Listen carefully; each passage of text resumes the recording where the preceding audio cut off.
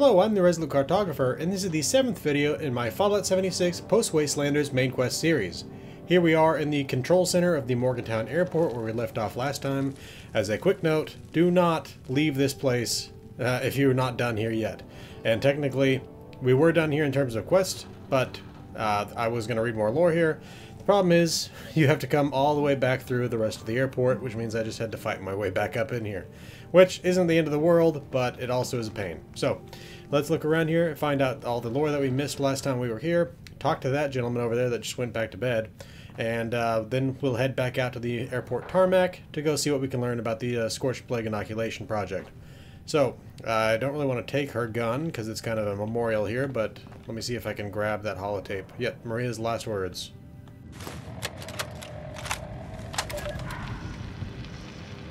My name is Maria Chavez, and I am about to die. The Scorched have overrun our defenses. They're coming for us all. If you find this, please listen carefully. We were called the Responders. After the bombs fell, we tried to help people. Maybe I can still help you. The terminal nearby, if it's still there, use it. Learn about the inoculation project. It might just save your life. Oh shit! They're here! I'm out of time. Read the terminal. Learn about the Scorched. Remember us. And good luck. Alright, let's take a look at this terminal. Responders HQ terminal. Alright, Responders HQ, Terminal 3, Fire Breathers Recruiting. I just wanted to remind everyone that the Fire Breathers unit is always looking for more manpower. If you think you've got what it takes to handle our toughest missions and take on the Scorch, then Melody or Madigan would love to meet you. Don't forget, it's a dangerous assignment, but it comes with benefits. You'll have top priority for both rations and ammunition. We ask the Fire Breathers to put their lives on the line, but we reward their bravery where we can. The job's not for everyone, but if you think you can handle the recruitment process and training, then I ask you to consider signing up. Thanks, Chavez. Now, when she says Melody or Madigan, that's Melody Larkin, who is the head of the Fire Breathers, and Hank Madigan, who was the second in command. Hank Madigan was previously a member of the Brotherhood of Steel. There is a bit of cut content that basically he left after the Brotherhood of Steel changed its mission from helping everybody and storing technology to storing technology. Basically, as soon as they lost the helping everybody being like one of their primary missions, he didn't have any more time for them. Coming down here, personnel files. Senior members. Maria Chavez, Senior Responder, Assignment Medical Support, Responders HQ. Claire L. Hudson, Chief Medical Officer of the Inoculation Project from AVR Medical. Sanjay Kumar, Chief Engineer. His assignment was robot repair at Responders HQ. Melody K. Larkin, Combat Trainer for the Field Manual Project at Black Mountain Ordnance Works. Which is strange because that's definitely not what she was doing. Jeff T. Nakamura, Quartermaster, who was in charge of reconnaissance and foraging in Morgantown. Okay. And other members. Jerry P. Abernathy, Guard and Escort to protect supply trains between Responders HQ and local farms. Derek J. Castle was a Guard and Escort assigned to the Rapid Response Team. Veronica D. Chang, a Field Medic for the Rapid Response Team. Darian T. Jones, Ammunition Maker, who was assigned to foraging Black Mountain Ordnance Works. Chelsea R. McKee, Mechanic, assigned to the Forest Watch Project, Robot Maintenance and Responders HQ. Felix H. Odell, Emergency Response Trainer, Assignment Recruit Training, Responder HQ. David P. Strauss, Computer Technician, assigned to Terminal Maintenance and Reprogramming at the Responders HQ. Lillian Thompson was a Provisioner, assigned to Food and Water Resource Management at Responders HQ. Kevin J. Trajor was a Field Medic of the Rapid Response Team, and Ryan T. Zelnak was a Chems Expert in charge of Chem Production at the Responders HQ. Okay. Then we have Complaint 15-J. We just received another complaint about the Grafton Mayor's office. This time the mayor is accused of illegally soliciting funds for his re-election campaign. The mayor's assistant allegedly demanded a contribution in exchange for notarizing documents. This one is more serious than the last three. I'd better go check it out. Follow-up. An officer was sent to the mayor's office in Grafton. He found some irregularities with the mayor's assistant's procedures. A citation was issued to correct the problem. The officer noted that the Grafton's mayor claims that there aren't funds to make changes. We'll let a judge sort it out. So this is a strange one, because it seems to actually be almost pre-war. Because they talk about letting a judge sort it out. Maybe the responders had judges. I honestly don't know. The mayor of Grafton has been dead for a long time, since the day of the bombs, as far as I can tell.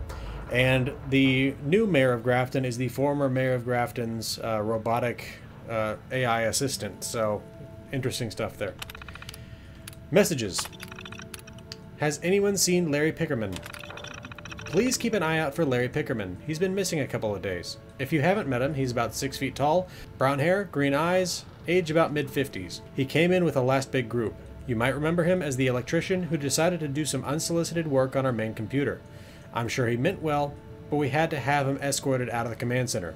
Anyway, hopefully he's okay. He borrowed my only screwdriver and I really need it back. So if you see him, send him my way.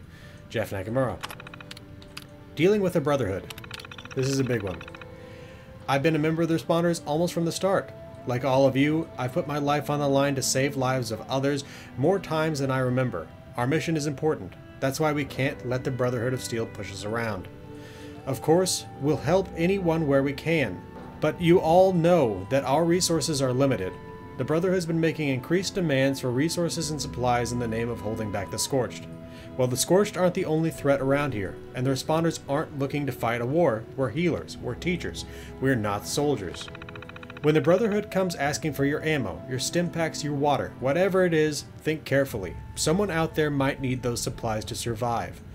If they ask you to join their ranks because you've got skills they can use, remember that we need those skills just as much, maybe more.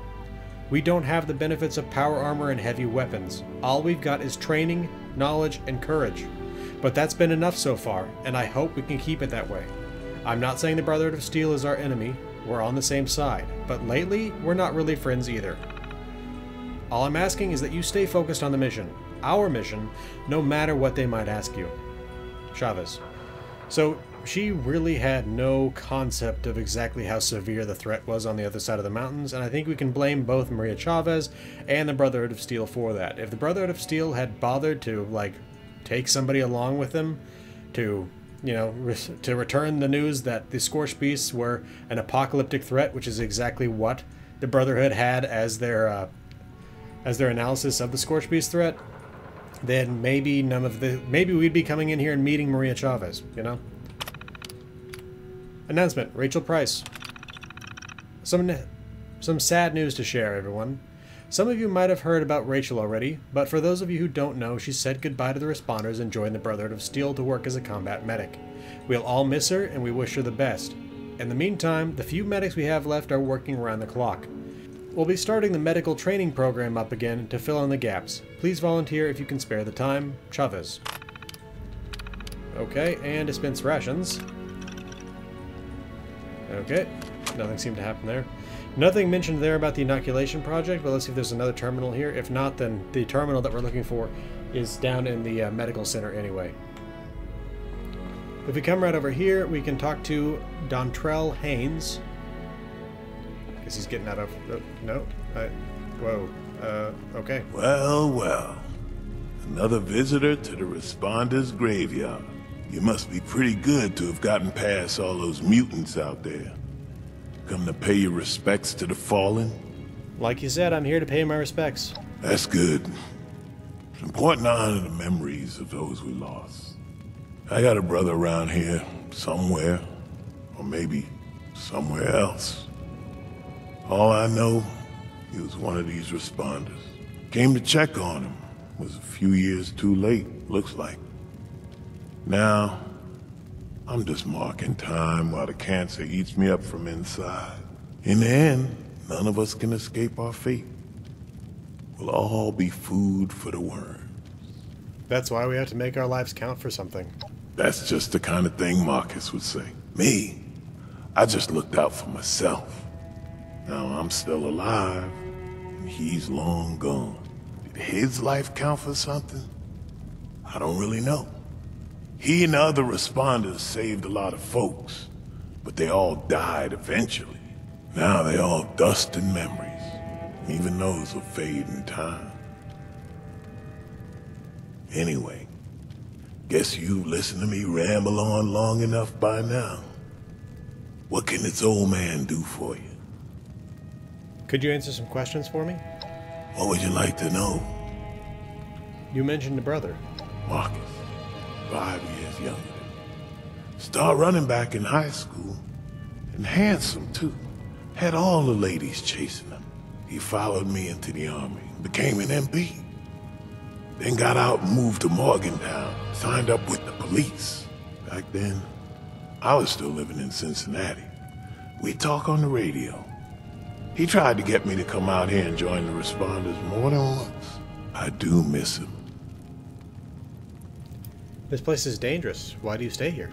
Well, I don't figure it matters much how dangerous this place is. If one of those mutants don't get me, cancer will. But I guess what keeps me here is just knowing this is where my brother died. Call me a superstitious old fool, but I don't want my spirit to have to walk too far to find his. What do you know about this area? I know it's a ruined wasteland, filled with 100 things that want to eat you. It's better this way. Less noise, less fuss, just echoes. In time, nature takes it all back. One day, nobody will know there was ever a city here. In the short term, well, you got the train station with the robot who can sell you supplies. And south of that, the train yard might be good for salvage. And of course, Morgantown's just across the river. Probably lots of useful stuff over there. If you can survive. Tell me more about the responders. There used to be cops, firefighters, medics. Marcus always made them sound like good folk. They looked after other people as best they could. This was their base, as far as I could tell. They got overrun by those things out in the halls. Found a few bodies in here and set up a little memorial. There was a lady named Chavez. Got a holotape she made on that map table. Last words by the sound of it. I ain't been here that long, so that's about all I know. Thanks for your time. Time's all I got left, but I don't mind sharing it. You be safe out there. Man, that guy was grim to talk to. And made some interesting points. Anyway, let's see, there's still a holotape in here. Let's see. Nothing to see in there. Nothing here, but right here on top of this television, report of the Harper's Ferry attack. Hey everyone, this is Derek. Making my final report on the events at Harper's Ferry. Hopefully this reaches you all safely. Whatever happened here, it was big. The whole area it's devastated. If any of our people survived, I can't find a trace of them. I talked to some of the locals. They say creatures came from the sky and laid waste to the town. Some of the ones who got hurt in the attack were transformed or something. They apparently turned into monsters and attacked anyone they could reach. Ronnie says he and his people are gonna seal themselves up in their bunkers and try to figure out a way to fight these creatures. In other words, we won't be getting any more help from these Free States guys. Maria, I was hoping you could get in touch with Ella. See if maybe she can lean on Raleigh a little. Get him to see that this isn't the way. If you ask me, I think it's damn selfish of them to turn their backs on the rest of us. On people who need their help to survive. There's nothing else I can do here. Guess we can scratch Harper's Ferry off the map. I'll be heading back soon. But I want to check in on some of the farms along the way. Should be about a week.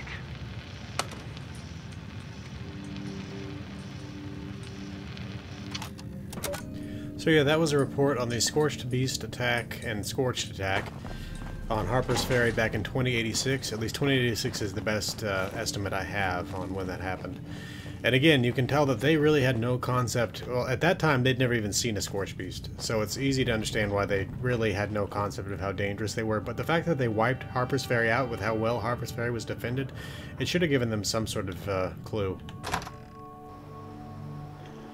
Okay, so an annoying thing happened, and that is that when I was recording that first half of the video, I didn't know how long I'd been recording, so I stopped real quick just to check and see how long the video was.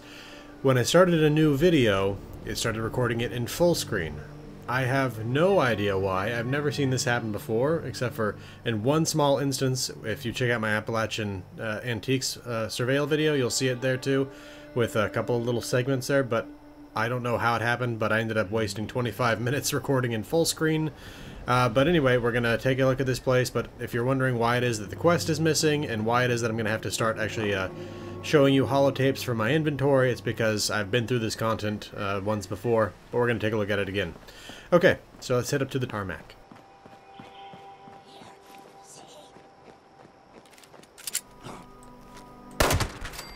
So there's a lot of scorched up here too. Just as there were in front of the building and inside the building. Oop.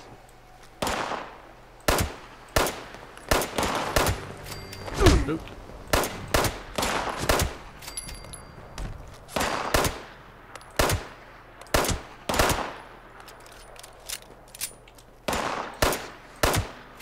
Okay. We're going to keep on moving down the tarmac here, but there are definitely still more of them, like I said.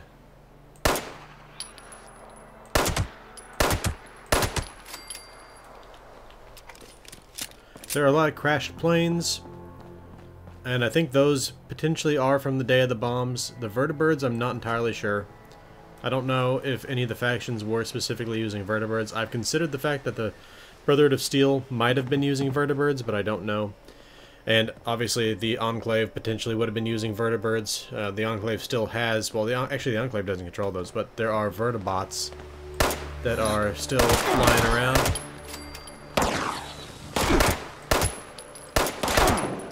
And those, but yeah, I don't know about these specific vertibirds.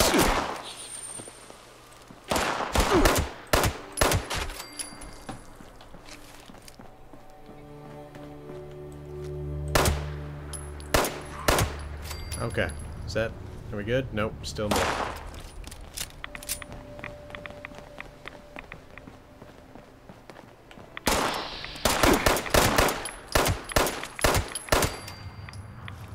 Now, okay, now we're good. At least for now. There's probably going to be more over there. Okay, let's take a look at this place. So, the Brotherhood was using this place as their headquarters after the fall of Charleston. So, if you look around here, you can see that they've got a whole bunch of stuff that's potentially from before the war. Like, we're talking about the forklifts here and the carts that are potentially, that were potentially used as, like, baggage handling and things like that. But along with that, you've got a whole bunch of storage containers and tents and things like that, and those are clearly post-war. We got the vertibird that's crashed into the roof. We could see that from the inside, and then there's another vertibird crash right there. Along with that, we've got the wings of a Stingray here. That's one of the pre-war fighter jets here. You can see that one there, and then there's another wing right over there. Anyway, oh yeah, there's another wing there, so I think we actually have two planes here. You can see they were gathering up all this debris into piles on the runway here. We got petrified corpses from when this place was attacked and besieged. They've got a fire truck here that either potentially was brought here from Charleston, from the Charleston Fire Department, or it was here as part of Morgantown's airport, fire station, I mean. But we don't see a fire station here in Morgantown, but of course the world is basically a smaller version of what the real Fallout universe world would be. Anyway, the cooking station there. If we come up here into the back of this trailer, we got this baby's crib. So this was clearly where some people were living. And you have a whole lot of sad sights like that. You got this area that looks like it may have been some sort of cooking station or something like that. Crashed Jeep in the side of it. I've seen multiple instances that make me believe that the Scorched Beast would pick up vehicles and drop them. And I think that's what that was right there. We got the gunsmith right here with the weapons workbench. And along with that, I think there either still is or used to be a quest where you would come and get a key off of his corpse in order to open this safe right here. Anyway, yeah, they were using these storage containers as little bunk rooms, right? So you can see in here, they've even got a shower set up in there. So they were fairly advanced temporary structures. Got this guy hanging out here. Under his bed there. You can see in here, this is maybe like a little workshop. They got the diagnostic bench right there. Coming back over here, we've got a armor workbench there. Probably another little workshop there, and up here, it was a sleeping area. So probably maybe a family controlled this little stack right here. If we come right back over here, there is a holotape that spawns on top of this crate right here, and I'm going to play that right now. And that holotape is the Christmas Flood holotape. This is Maria Chavez speaking, and today is December 25th, 2092. Once, in the world before the war, this would have been a joyous time to celebrate with loved ones. Now it's a time to reflect and to mourn. It was on this day 10 years ago that we lost so much in the tragic event we call the Christmas Flood. I'm making this recording in the hopes of ensuring the flood and its victims are never forgotten. I suppose the story really begins in November of 2077, the month after the war. Survivors from the Pleasant Valley Ski Resort sent a group to Charleston to ask for help and supplies. The city leaders turned them away. There was so much chaos and so much need back then, I suppose it was an impossible request to grant. The failure to secure help led to a change in leadership for the survivors at the ski resort. A cold and brutal man named David Thorpe took charge, and he shaped those people into something terrible. They took what they wanted by force and killed anyone that stood in their way. Years later, Thorpe's girlfriend Rosalind led a raid on Charleston. They were spotted early and a fight broke out. A few of them escaped, but Rosalind was injured and taken prisoner along with some of the other raiders. By then, the responders were more or less running things in the city, and we were doing pretty well for ourselves. We felt confident we could confront the raiders on their home turf, so we sent a group up into the mountains to see if we could make a deal. We hoped we could get them to leave us alone if we agreed to release some of their prisoners. We were wrong. Thorpe somehow got his hands on a mini nuke. He used it to blow the Summersville Dam on Christmas morning. We lost almost everything. Our homes, our supplies, and most of our family and friends. The days and weeks that followed were the hardest of my life, but somehow we held together. We kept the idea of the responders alive, even though there were only a handful of us left. That's the story of the Christmas Flood. Tell your children. Tell everyone you meet. Let's keep the memory alive for as long as we can. Yeah, so if you notice in there, she said that somehow David Thorpe got his hands on a mini nuke. If you don't know how that happened, you'll find out in my upcoming lore video on the Brotherhood of Steel. Okay, so come up here. Got this like defensive barrier here, and you can tell that they were really just working as hard as they could to shore up their defenses as these Scorched were closing in and fighting them constantly. But it's one of those things where it's like, do you fight or do you have people moving things around? And so you can see that they tried to erect a barricade here, but it was destroyed. You can see that they were pulling apart these containers home shelters and trying to use them to fortify the fallen wall over here. So it must have just been horrific to be here. I mean, we heard a little bit of that when we were inside of the actual terminal building, but out here you can get another view of it as well. Right here we have a pastor here, and he has the lyrics for "Oh Holy Night" on his person, and you can tell they would be playing the piano here. There was a whole little bandstand set up. People would be dancing out here and stuff like that. Let's head back up this way, and we are going to go check out the control tower there. Oh, so along with that, you can see there are a lot of Quonset huts over there. I want to say that we're not going to get to everything here in terms of lore. In the next video, we're going to probably spend the first half of the video covering the rest of the lore that's here. But we're going to take a look at this control tower, and then we're going to go take a look at the medical Quonset hut so that you can see what we came here for. Okay, so there's also a holotape that's typically here. And let me see if I can remember which one that one was. Yes, Melody Larkin Dispatch. It's been a hell of a week, I tell ya. We lost more good people fighting off those damn scorched things again. Now I got Chavez telling me we're picking up a new radio signal. Someone's asking for help. She wants me to take my team and follow it till we find them. Can't be too far. Already tracked it gaining strength south of here. Problem is, we'd have to go straight on through Raider country to find them. And I don't have the time or men to spare right now. So, I hate to say it, but I gotta tell her it ain't gonna happen. Not now. My team's the last line of defense, and if I take them on some wild goose chase, we're leaving ourselves open for another Christmas blood situation. And you can bet your ass I ain't gonna let that happen again, even if it means someone out there might need us. Oh, man alive, times have changed.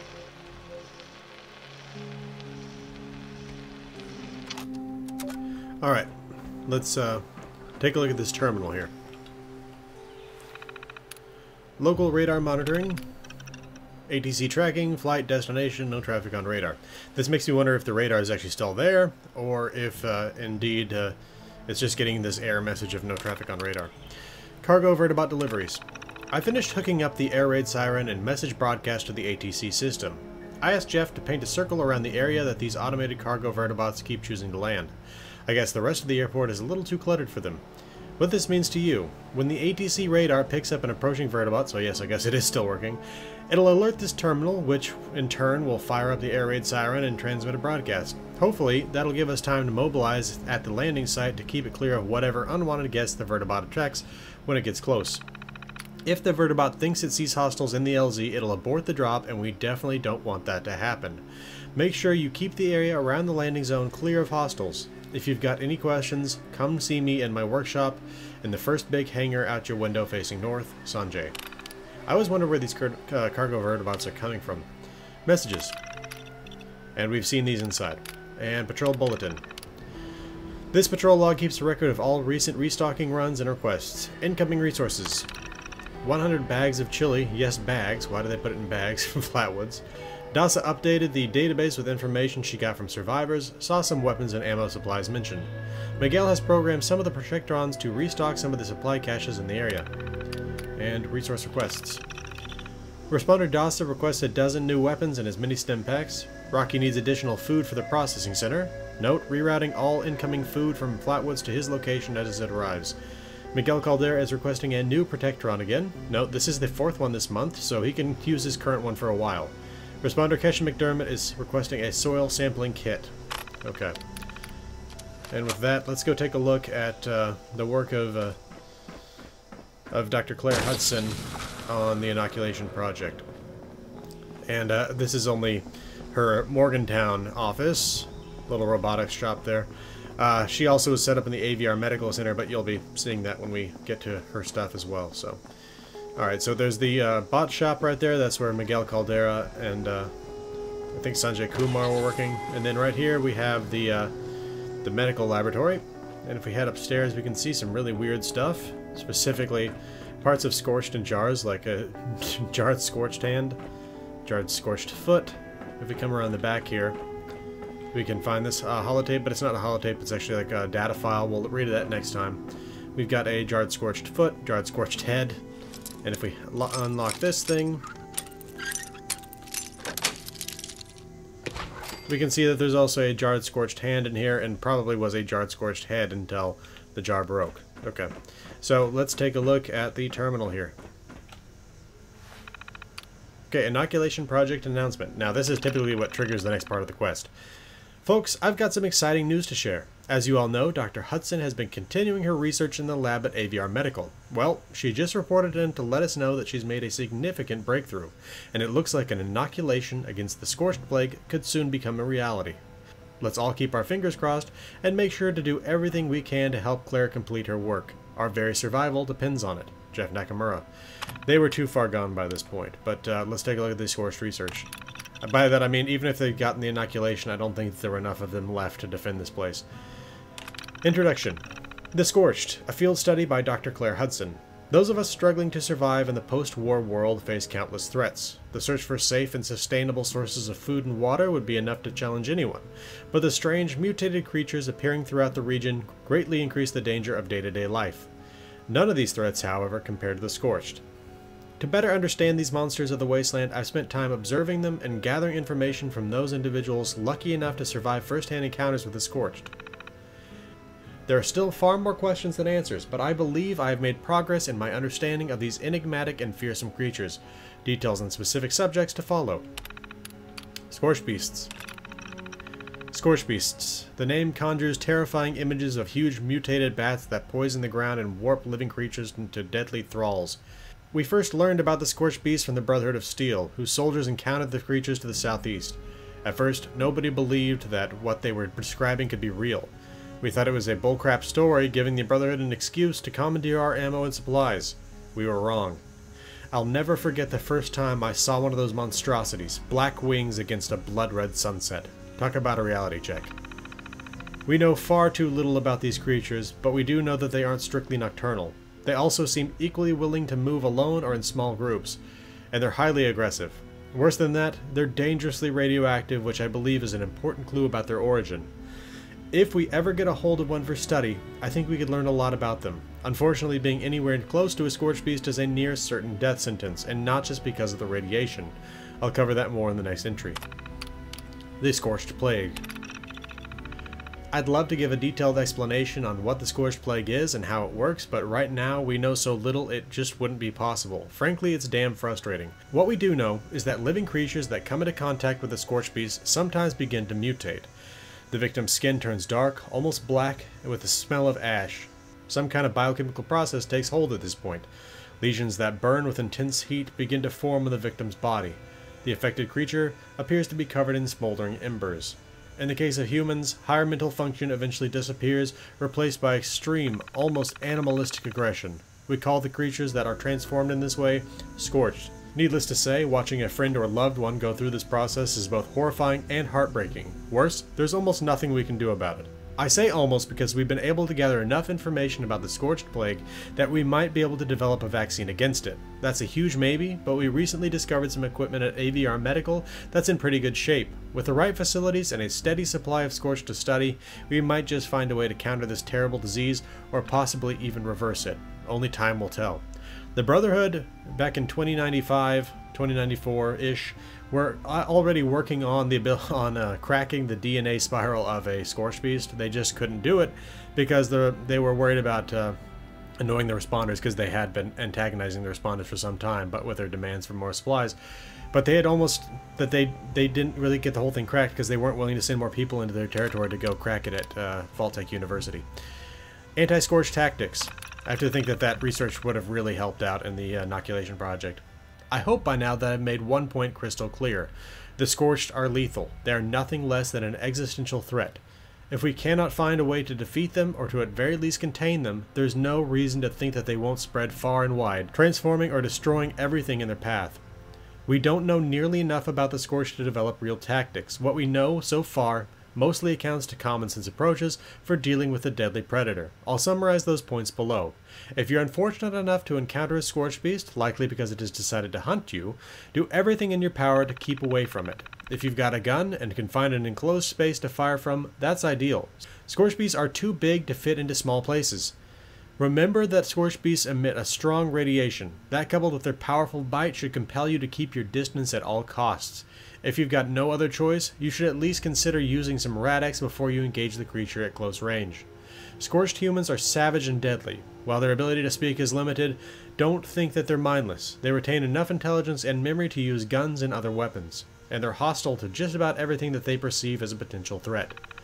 Fight the Scorched as you would a raider, albeit one with a deadly plague. Of vital importance is keeping your distance to minimize the risk of infection. Stay in cover when you can, but give ground when you need to. Do not let them get close.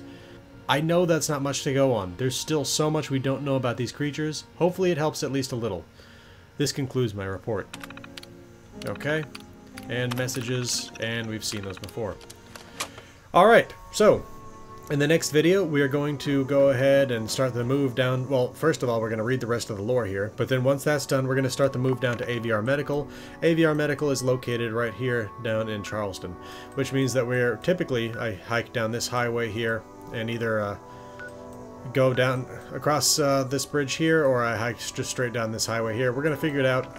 I want to say that if you're interested in the whole scorching process, I have a video on the lore of the scorching of Enola Walker. This was a woman out in the cranberry bog that was bitten by a scorch beast, and she began that conversion process, eventually changing entirely into one, but she recorded herself along the way. So if you want information on what that's like, you can check that out. I'll link it at the end of the video. Alright, this has been the Irresolute Cartographer. Thanks for watching. I'll see you again next time.